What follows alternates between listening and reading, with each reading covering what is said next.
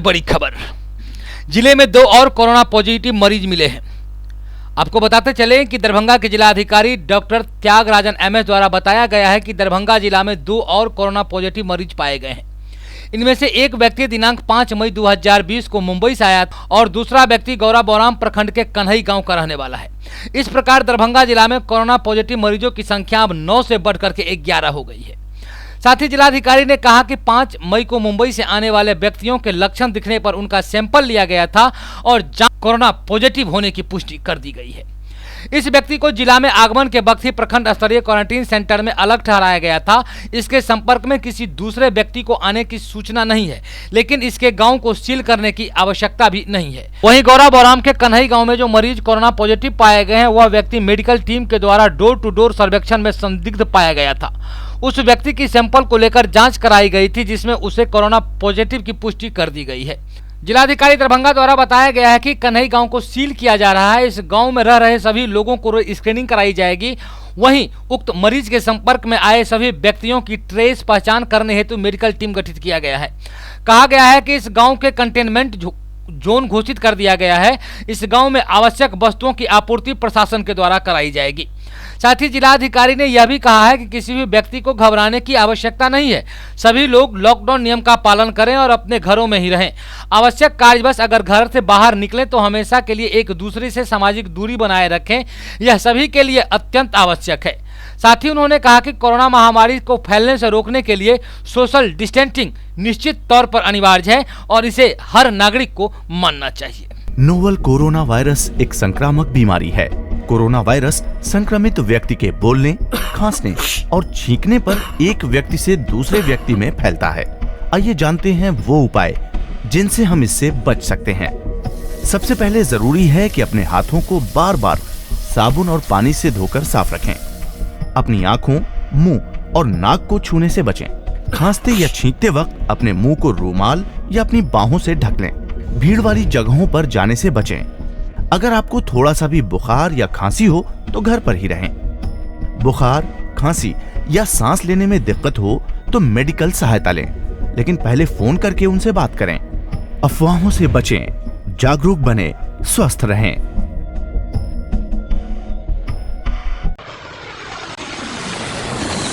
शुभंकरपुर में एक महिला के द्वारा आत्महत्या का प्रयास किया गया। परिवारजनों के द्वारा बताया जाता है कि महिला कुछ दिन से मानसिक अवसाद से ग्रस्त थी और इसी के कारण वो ऐसा ठोस कदम उठाया है। उनके पति का कहना था कि परिवार में हम सभी लोग सौहार्द और आपसी भाईचारा और प्रेम से रहा करते थे, लेकिन हमारी पत्नी जो कुछ दिनों से मानसिक अवसाद से चल रही थी, मानसिक अवस्था में ग्रसित थी, आज उन्होंने इमली घाट के पुल से सीधे बागमती नदी में छलांग लगा दी। लेकिन वहां पर स्थानीय लोगों से तत्परता के कारण उनकी जान बचा ली गई है और उन्हें इलाज के लिए दरभंगा मेडिकल कॉलेज अस्पताल भेज दिया गया है और अभी वहां वो डॉक्टर के देखरेख में है और वो सुरक्षित हैं। आइए आपको दिखाते हैं कि जो औरत नदी में छलांग लगा गई थी, उसके जो पति हैं सत्तो सहनी, उनका क्या कहना है, आइए आपको दिखाते हैं। घर पे थी सर, घर पे हम भी लोग थे। थोड़ा सा घर से हम बाहर निकले हैं रोड पे, तो घर पे जब आए तो कहता कि घर से मतलब मम्मी भाग गया, मेरी बेटी बोली। तो भागे भाई किधर, तो इधर भागा, इधर खोजने के लिए आए। फिर खोज के हम रिटर्न जा रहे गए घर, तब एक आदमी मतलब जैसे फ़ोन किया है। फ़ोन करने के बाद जैसे कि मालूम हुआ कि ऐसे ऐसे पुल पर से कूदक गई है, उसकी दिमागी हालत ख़राब है। पुल पर से कहाँ कूदी है? पुल पर से पानी में कूद गई है। क्या अभी पोजीशन क्या है? अभी ठीक है सर। क्या नाम है उनका? रीना देवी। क्या, कितना उम्र होगा? यही 35 वर्ष। आपकी कौन है? पत्नी है। आपका क्या नाम हुआ? संतोष सहनी। कै गो बाल बच्चा उनको? 3 गो। लड़का के वो लड़की है? एगो लड़का 2 लड़की। कहाँ पे घर हुआ? शुभंकरपुर चमर टोली के पास। यहाँ पर सूचना मिला टेलीफोन द्वारा कि कोई लेडीज नदी से कूद गई है। तुरंत हम अब यहाँ पर आए। पुल पर से कूदी है नदी में? नदी में। अच्छा, क्या लग रहा है? लेकिन बच जाएगी। एम्बुलेंस बुलाया है, एम्बुलेंस अब पुलिस गाड़ी से, अच्छा एम्बुलेंस अभी तुरंत ले जा रहे हैं। कितना उम्र होगा उसका अंदाज? उम्र होगा 40-45 वर्ष। नाम मालूम है उनका? नाम अभी नहीं बताया। उनके गार्जियन को बुलाया गया, गार्जियन भी साथ साथ आ रहे हैं, साथ में उनको ले जाया जाएगा। क्या नाम हुआ आपका? मेरा नाम मोहम्मद ASI मोहम्मद अफरोज अहमद, किस थाना? नगर थाना से आया सर। शुभंकरपुर रत्नो पट्टी के क्षेत्र में जमीनी विवाद में पुलिस गई थी निरीक्षण करने के लिए। वहां पुलिस के साथ अमानवीय व्यवहार आम आदमी के द्वारा किया गया है। पुलिस ने अपने दिए हुए बयान में बताया है कि रत्नो पट्टी स्थित एक आम के बगीचे में दो पक्षों के बीच में तानातानी और लड़ाई का मामला बन रहा था और इसकी सूचना थाना पर आया और थाना के आदेश के मुताबिक जब हम उक्त स्थल पर निरीक्षण करने के लिए पहुंचे तो वहां पर एक स्थानीय निवासी रमन कुमार और चंदन कुमार नाम के व्यक्ति ने हमसे एक पत्रकार होने का दावा करते हुए हमारे साथ अमानवीय व्यवहार किया है, गाली गलौज किया है। ये आरोप लगा रहे हैं थाना के स्टाफ, पुलिस प्रशासन के स्टाफ, स्थानीय नागरिक रमन कुमार, चंदन कुमार दास पर। आइए आपको दिखाते हैं कि जो नगर थाना क्षेत्र के जो SI हैं उन्होंने क्या क्या आरोप लगाया है, आपको दिखाते हैं। सेनारी में बगीचा में 40-50 लोग की भीड़ थी। भीड़ के कारण पोखरा में कोई कह रहा था शीशा बिक दिया, ये बिक दिया। तो पक्ष में तनाव था। तो जाने के बाद दोनों पक्ष को समझाया गया। एक पक्ष जो है हम नाम का लड़का था, बदमाशी कर रहा था प्रशासन के साथ, लेकिन उसको सिखाया गया सब। बाद में भाग गया। फिर थाना पर लोग को बुलाया गया है, दोनों पक्षों को। कौन लड़का था जो प्रशासन के साथ बदतमीजी कर रहा था? चंदन नाम बताया कि चंदन था, गोरे गोरे कहा हम पत्रकार हैं। रमन की हम पत्रकार हैं, हम जाते जाते वीडियो बनाने लगा। उसके बाद क्या नाम था उसका? रमन नाम का था, चंदन नाम था। पुलिस के साथ बदतमीजी कर रहा था? हाँ, बदतमीजी किया, लेकिन बाद में माफ़ी उफ़ी मांगा। उसके बाद उसको थाना पर बुलाया गया। बड़ा बाबू का आदेश हुआ कि थाना पर उसको बोलो, सभी पक्ष लोग आए। दोनों पक्ष को थाना पर बुलाया गया। वहाँ जमीनी विवाद थी पोखरी को लेकर? पोखर के लेके, पोखर में जमीन कहता मेरा है, वो कहता पोखर हम उसको लिए हुए हैं, उसी के लेके है। क्या नाम है आपका? ASI मोहम्मद अफरोज अहमद नाम। किस थाना से? नगर थाना से। अब इसमें सवाल ये उठता है कि पुलिस निरीक्षण करने गई थी जमीनी विवाद का। जमीन विवाद में दो पक्ष होते हैं, एक मालिक दूसरा मालिक, पक्ष और विपक्ष। हर लड़ाई की दो धुरियां होती है। अब यहां पर यह स्थानीय निवासी जो रमन कुमार दास और चंदन कुमार दास हैं, ये उक्त बगीचे में क्या कर रहे थे? अगर ये वाकई पत्रकार थे, जैसा कि पुलिस का कहना है, अगर ये वाकई पत्रकार थे तो ये किस एजेंसी के लिए पत्रकारिता करते थे? किस एजेंसी के माध्यम ये रिपोर्टिंग करते थे? क्या जिला अधिकारी के कार्यालय में इनके नाम का ये सूचना है कि ये पत्रकार हैं या नहीं है? अगर ये पत्रकार थे तो इन्होंने न्यूज क्यों नहीं बनाया? इनके पास कोई कार्ड क्यों नहीं था? ये बहुत ही गहन मामला का विषय है। जनहित एक्सप्रेस न्यूज जिला प्रशासन से ये मांग करती है, इस न्यूज के माध्यम से इस मामले की गहनता से जांच की जाए। अगर इसमें पुलिस दोषी है, अगर वो वाकई पत्रकार है तो उसका भी अपना सम्मान है, उसके सम्मान के लिए पुलिस को दोषी किया जाए। अगर वो पत्रकार नहीं है तो ऐसे फर्जी पत्रकारों पर कड़ी से कड़ी कार्रवाई की जाए, ताकि पत्रकार समुदाय का जो इज्जत धूमिल होता है वो धूमिल होने से बचा रहे। जनसंघकालीन कार्यकर्ता दरभंगा भाजपा के प्रमुख आधार स्तंभ पूर्व जिला अध्यक्ष जगदीश शाह का निधन पर श्रद्धांजलि सभा का आयोजन किया गया। जिला उपाध्यक्ष व पूर्व महापौर अजय पासवान के आवास पर जिला अध्यक्ष जीवत सहनी की अध्यक्षता में यह बैठक आहूत की गई। पूरा भाजपा परिवार आज उनके निधन से मर्माहत है। श्रद्धांजलि सभा में उनके आत्मा के शांति हेतु ईश्वर से प्रार्थनाएं की। जिला अध्यक्ष जीवत सहनी ने कहा कि वह काफी मेहनती थे और इस उम्र में भी सभी कार्यक्रम में एक योद्धा की तरह भाग लेते थे। कार्यकर्ताओं से संपर्क हमेशा बनाए रखते थे और कार्यकर्ताओं के लिए वो किसी विधायक या सांसद से कम नहीं हुआ करते थे। उनके कार्य को हमेशा याद किया जाता रहेगा। पूर्व महापौर सह जिला उपाध्यक्ष अजय पासवान ने कहा कि ये हमारा व्यक्तिगत क्षति भी है, वह एक नेता ही नहीं हमारे लिए अभिभावक भी थे। जिला महामंत्री ज्योति कृष्ण झा लवली ने कहा कि वो काफी सुलझे हुए नेता थे। उन्होंने संगठन और आम लोगों के प्रति सेवा का कार्य काम किया और सकारात्मक विचार हमेशा रखते थे। आज उनके निधन हो जाने से भाजपा में एक शून्यता आ गई है, जिसे जल्दी नहीं भरा जा सकता है। आज जो बीज वो बोए थे वह सांसद और विधायक के रूप में हम लोग काट रहे हैं। श्रद्धांजलि देने वालों में जिला उपाध्यक्ष संजय शाह, अभय झा, जिला मंत्री राजेश रंजन, उमेश चौधरी, अमलेश झा आदि स्थानीय नेतागण भी मौजूद थे।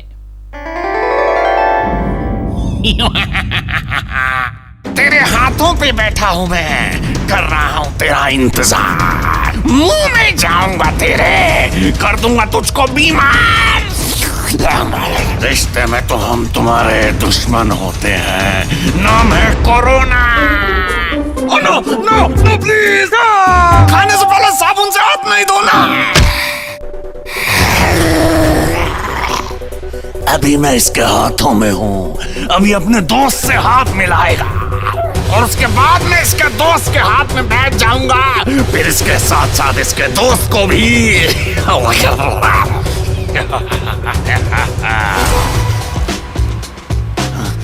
अरे ये क्या हो रहा है? नमस्ते नहीं करनी थी, हाथ मिलाना था। तेरे मुंह के अंदर मेरा प्यारा सा आशियाना है, जैसे ही तू छींकेगा मुझे आसपास फैल जाना है। कोरोना का इलाज पूरी दुनिया के साइंटिस्ट ढूंढ रहे हैं, लेकिन कोरोना से बचना मुश्किल ही नहीं, नामुमकिन है। अरे ये क्या, इन्होंने तो मास्क लगा लिए और दूर दूर से बात कर रहे हैं। मारेंगे, बचाओ।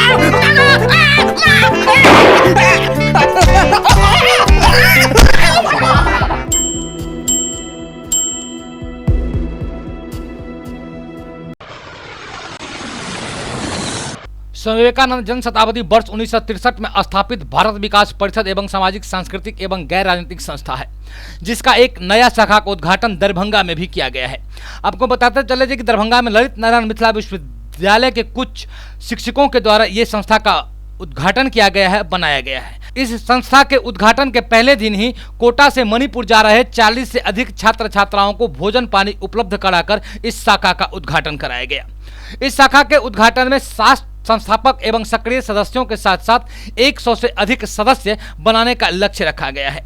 जैसा कि आप नाम से ही पकड़ सकते हैं कि संस्था स्वामी विवेकानंद के नाम से चलता है, जिनके शताब्दी वर्ष से ही इस संस्था का संचालन किया जा रहा है और इस संस्था के संचालन में तमाम विश्व के पढ़े लिखे लोग जुड़े हुए हैं और एक से एक नई शाखा खोल करके लोगों का सहयोग और सेवा कर रहे हैं। जैसा कि आप सभी को पता है कि स्वामी विवेकानंद ने अपने मूल मंत्रों में कहा था कि मानव सेवा ही सर्वोपरि है और आज उनका ये कथनाम, उनका ये दंत कथा कहीं न कहीं समाज में उचित चरितार्थ होता हुआ नजर आ रहा है। जी बताएंगे आज की बैठक में क्या निर्णय हुआ। मैं दीनानाथ सिन्हा, स्थानीय निवासी रहमपुर मोहल्ले का,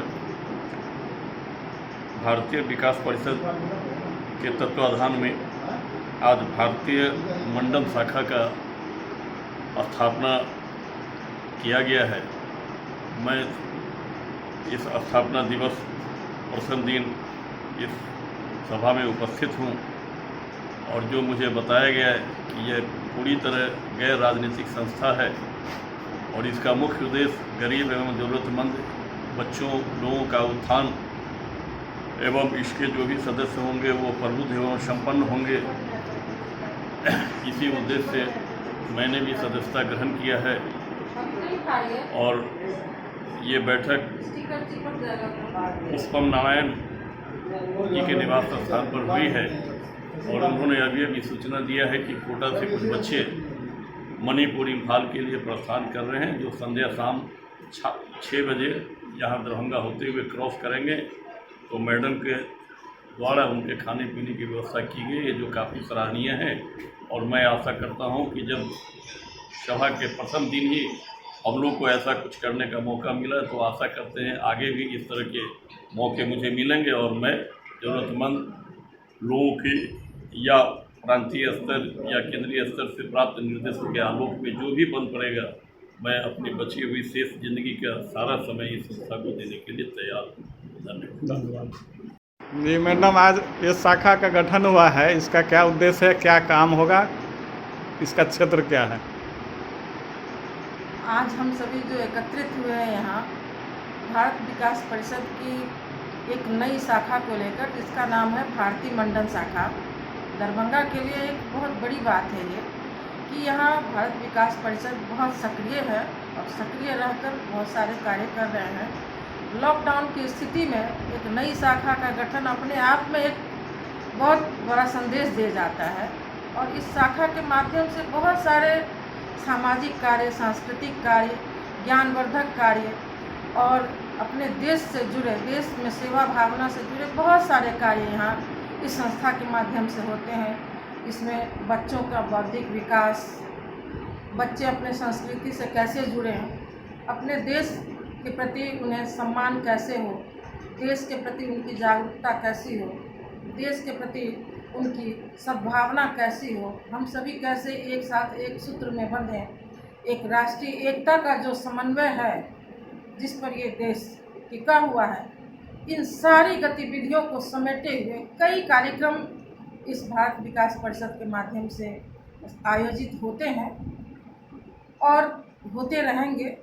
और इस लॉकडाउन की स्थिति में भी हम सभी आज एकत्रित हुए हैं इस नई शाखा के गठन के साथ और कई सारे संकल्पों के साथ कि जो भी हो हम फिजिकल डिस्टेंसिंग को पालन करते हुए कई सारे कार्यक्रम आयोजित करेंगे जिससे हमारे समाज को और हमारे देश को लाभ होगा। धन्यवाद। दरभंगा केमिस्ट ड्रग एसोसिएशन व दवा व्यापारी भी लोगों की सहायता करने में आगे आने लगे हैं। रविवार को डीएमसीएच ओपीडी के बगल में Shiv Shambhu medical hall, Samar medical hall के प्रोप्राइटर राजकुमार शाह और भाजपा नेत्री सह ड्रग एसोसिएशन की ज्वाइंट सेक्रेटरी संगीता शाह ने लगभग 700 माताओं को गायनिक वार्ड के मरीजों, ओपीडी के मरीजों, राहगीरों को मास्क, सैनिटाइज, दूध, पावरोटी, बिस्किट, साबुन, फल और गरीब, मजदूर और असहाय लोगों के बीच वितरण किया। आज दवा व्यवसायी की तरफ से फ्रूट्स, ब्रेड, चीनी, दूध और केक, मास्क, साबुन, सैनिटाइज़र का वितरण किया गया है। आज मातृ दिवस है। इस अवसर पर हम लोगों ने भी बहुत अधिक संख्या में, लगभग हजारों की संख्या में माताओं और बहनों को के बीच वितरण किया है। इस कोरोना से संक्रमित आज जो पूरा विश्व महामारी के रूप में गुजर रहा है, उसके लिए हम लोगों की तरफ से ये छोटा सा प्रयास है। हजारों की संख्या में हम लोगों ने मास्क और सैनिटाइज़र, जितने भी फ्रूट्स वगैरह हैं, वो सभी को वितरण किए हैं। मैं इसके लिए अपने दवा व्यवसायी के सभी साथियों को धन्यवाद देती हूँ। क्या नाम हुआ? Sangeeta Shah, joint secretary, Darbhanga chemist and drug association. वहीं पारा मेडिकल के कर्मियों को बुलाकर राहत लेने आए लोगों को आरती अग्रवाल ने स्क्रीनिंग भी किया। मौके पर संगीता शाह ने कहा कि गरीब और पीड़ित लोगों के बीच राहत वितरण के साथ साथ कोरोना वायरस संक्रमण से बचने के लिए लॉकडाउन, सोशल डिस्टेंसिंग, साफ सफाई का ध्यान रखने के लिए भी जागरूक किया गया। साथ ही उन लोगों के द्वारा सूखा राहत सामग्रियों के अलावे 700 लीटर दूध का भी वितरण किया गया। ये आज 5वां दिन है, लगातार एक अल्टरनेट डे काम कर रहे हैं। लगभग आज 500 पैकेट का इंतजाम किए महिलाओं लोग के लिए खास है। जो डीएमसीएच के साथ गरीब अटेंडेंट्स वगैरह जो आते हैं, उन लोगों को पहले तो हम लोग खबर कर देते हैं वार्ड में कि इस समय वितरण का समय है 4 बजे से आके ले जाने के लिए। तो लोग पहले से आ चुकी है। इसमें आज दूध है, फ्रूट ब्रेड है, चीनी है, चाय पत्ती है, साबुन है और मांस है, ये सब का किया गया है। क्या नाम है? मेरा नाम मंजर आलम खान उर्फ लड्डन। अखिल भारतीय विद्यार्थी परिषद दरभंगा जिला इकाई के द्वारा डरहार गांव में स्वामी विवेकानंद भंडार गृह के माध्यम से जरूरतमंद व्यक्तियों तक खाद्य सामग्री और मास्क का वितरण किया गया। आरएसएस के प्रचारक रहे राम बहादुर चौधरी के नेतृत्व में यह वितरण किया गया। इस अवसर पर अखिल भारतीय विद्यार्थी परिषद के विभाग के प्रमुख डॉक्टर कन्हैया चौधरी ने कहा कि अपने स्थापना काल से ही अखिल भारतीय विद्यार्थी परिषद का पहचान छात्र, समाज और राष्ट्र हित में कार्य करने के लिए मानी जाती है। राष्ट्र में इस संकट काल में समाज और देश के लिए संगठन के कार्यकर्ताओं सदैव खड़े होते हैं, जिस कारण अखिल भारतीय विद्यार्थी परिषद में आम छात्रों और समाज के हर वर्गों का विश्वास निरंतर कायम है। हम देख रहे हैं कि इस कोरोना काल में जब से समाज में सभी संगठन के कार्यकर्ता अपने घरों में हैं, तभी से ये व्यक्ति भोजन आदि सामग्री आम जनता को उपलब्ध करा रहे हैं।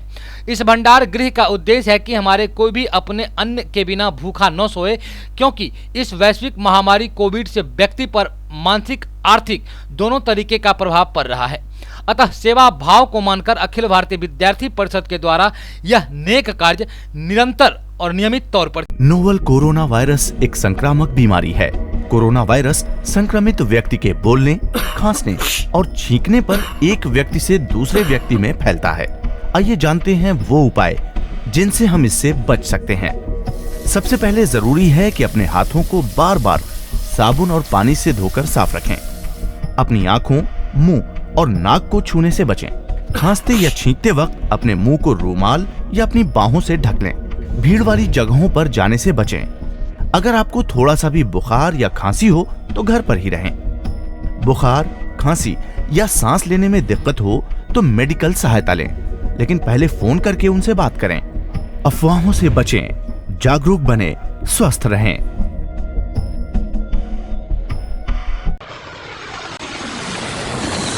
कोरोना महामारी के चलते जब से पूरे राष्ट्र में लॉकडाउन घोषित कर दिया गया है, तब से हर तरीके की मदद राष्ट्र में हर व्यक्तियों के द्वारा किया जा रहा है। और राष्ट्र का जो एक नीति है, सहयोगात्मक नीति, यानी कि एक दूसरे का सहयोग करना, एक दूसरे का सुख दुख बांटना, यही नीति भारत को सबसे प्रबल बनाती है। और इसी कड़ी में जब हमारे संवाददाता मनीष कुमार नगर विधायक संजय सरावगी के यहाँ पहुंचे, तो आइए आपको दिखाते हैं कि इन दोनों की बातचीत में नगर विधायक ने आम जनता के लिए क्या क्या कहा, और हमारे जो संवाददाता मनीष कुमार हैं उनके साथ लिए गए साक्षात्कार का पूरा अंश आप देखिए। रोज का ही मेरा ये रूटीन वर्क है, सुबह बैठना 7-8 बजे, डेली रोज 3-4 घंटा बैठना। जो भी आम जनता समर्थक कोई भी आती है, हर संभव उसके समस्या का निदान करना। जो ज़रूरतमंद लोग अभी बेसी आ रहे हैं, क्योंकि लॉकडाउन का समय है, कोरोना वायरस का समय है, लोगों का रोजी रोजगार बंद है, किसी को राशन कार्ड की समस्या है, किसी को राशन कार्ड है तो उसको अनाज नहीं मिल रहा है, किसी को पेंशन की समस्या है, विभिन्न तरह की, जैसे अभी सफाई मजदूर कर्मचारी संघ के लोग आए थे, उनको भुगतान नहीं हो रहा है, उसकी समस्या है। तो विभिन्न तरह की समस्या है। जो ज़रूरतमंद लोग आते हैं, हम लोग को जानकारी होती है, उसका फ़ोन करके या जैसे जो हो के उसकी समस्याओं का हम लोग जितना हर संभव प्रयास होता है। और अभी तो दुख की घड़ी है, और इस दुख की घड़ी में जितना हो पाता है, व्यक्तिगत रूप से भी हम लोग राशन का भी वितरण कर रहे हैं। जो ज़रूरतमंद लोग हैं, जिनको राशन कार्ड नहीं है, जिला पदाधिकारी के माध्यम से हो के सरकार के लोगों से, सभी लोग, सरकारी पदाधिकारी, कर्मचारी, सभी लोग इस समय सक्रिय हैं। कैसे ज़रूरतमंदों लोगों की ज़्यादा से ज़्यादा सेवा हो सके, कैसे उनके समस्याओं का निदान हो सके।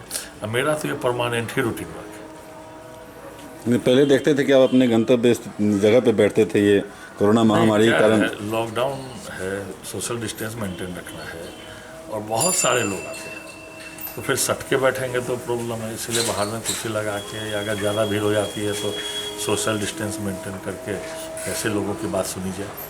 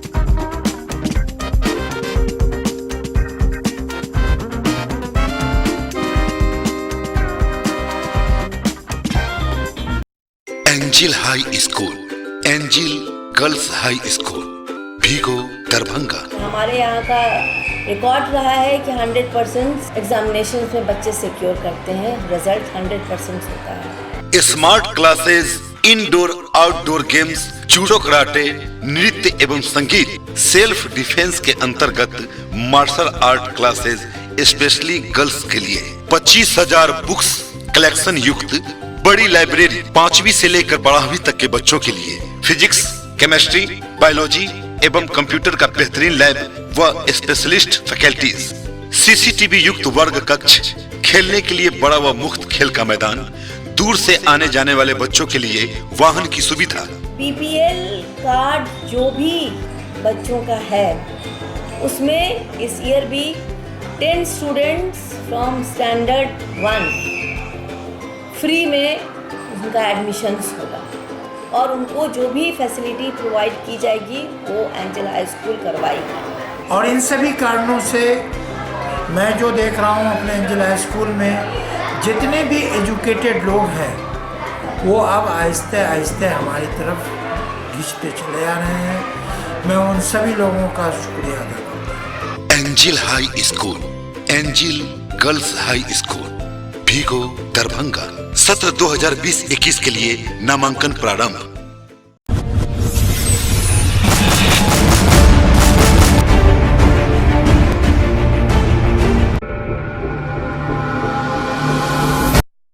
Manners public school senior branch Dilawarpur Darbhanga.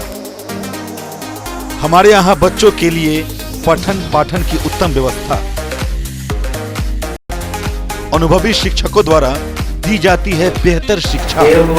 और ये बच्चों के खेलने के लिए मुफ्त खेल का मैदान, हॉस्टल की भी उत्तम व्यवस्था। हॉस्टल में रहने वाले छात्रों के लिए शुद्ध एवं पौष्टिक भोजन की भी उत्तम व्यवस्था है। Hello friends, my name is Anisha Kumari, I read in class 6। मैं अपने स्कूल के बारे में बताना चाहती हूँ। मेरा स्कूल बहुत अच्छा है। यहाँ पे अलग अलग चीज़ सिखाई जाती है, कला प्रतियोगिता होती है, स्पोर्ट्स होते हैं और यहाँ पे कंप्यूटर लैब, स्मार्ट क्लासेस है और स्कूल से बहुत खुश हूँ। मैनर्स पब्लिक स्कूल में अच्छा से अच्छा शिक्षा देना चाहते हैं। शिक्षा के माध्यम से हम बच्चे को जिस क्षेत्र में जाना चाहते हैं, चाहे वो मिथिला पेंटिंग हो, चाहे वो मतलब ड्राइंग हो, जो भी है कला हो, जिस क्षेत्र में हमारे बच्चे जाना चाहते हैं उसके लिए हम तत्पर रहते हैं। बच्चों के उज्जवल भविष्य के लिए एक बार manners public school senior branch में जरूर नामांकन करवाएं। सत्र 2020-21 के लिए नामांकन प्रारंभ। मैं मैनर्स पब्लिक स्कूल के निर्देशक उमेश कुमार यादव बोल रहा हूँ। मैनर्स पब्लिक स्कूल मैंने अपने इस पिछड़े हुए इलाके के विकास के उद्देश्य से यहाँ स्थापना किया था और उस विकास में हमेशा मैं तत्पर रहता हूँ। इस स्कूल के बच्चे बहुत आगे बढ़े हैं।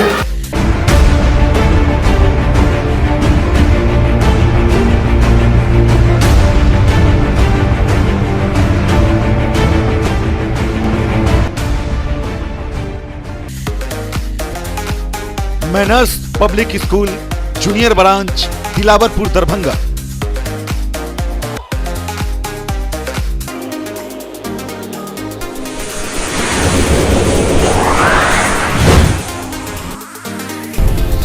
हमारी विशेषताएं लगातार कम शुल्क में उच्च कोटि की शिक्षण व्यवस्था, सुसज्जित एवं विस्तृत कक्ष। मैं ऋषिकेश कुमार, उप निर्देशक manners public school Dilawarpur Junnar Darbhanga. शिक्षा मनुष्य की बेसिक चीज होती है। ये विद्यालय 2 जनवरी 1995 से स्थापित है। मेरे बच्चे एक अच्छे स्कूल में पढ़े। योग्य एवं अनुभवी शिक्षक एवं शिक्षिका, हिंदी, अंग्रेजी, संस्कृत एवं उर्दू में से 3 भाषाओं का अध्यापन, कंप्यूटर लैब, CCTV से युक्त वर्ग कक्ष, जिसमें हमारे बच्चे उस शिक्षा को ग्रहण कर अपनी उज्जवल भविष्य की ओर अग्रसरित होती है। विज्ञान प्रयोगशाला, पुस्तकालय की व्यवस्था,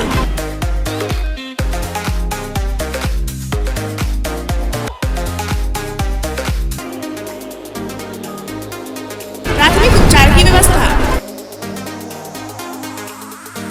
मैं Kalpana Kumari, प्रधानाध्यापिका, manners public school की ओर से आप सभी अभिभावकों का तहे दिल से शुक्रिया करती हूँ, जो आप लोगों ने मेरा अभी तक इतना सहयोग किया है और आगे भी आपसे उम्मीद करती हूँ कि आप हमारे उम्मीद में आप सहयोग हमेशा बनाए रखेंगे। अंकन के लिए 2020 और 21 सत्र के लिए आप लोग हमसे फिर से एक बार संपर्क करें।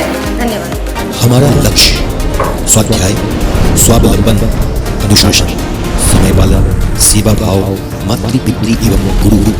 सत्र 2020-21 के लिए नामांकन प्रारंभ।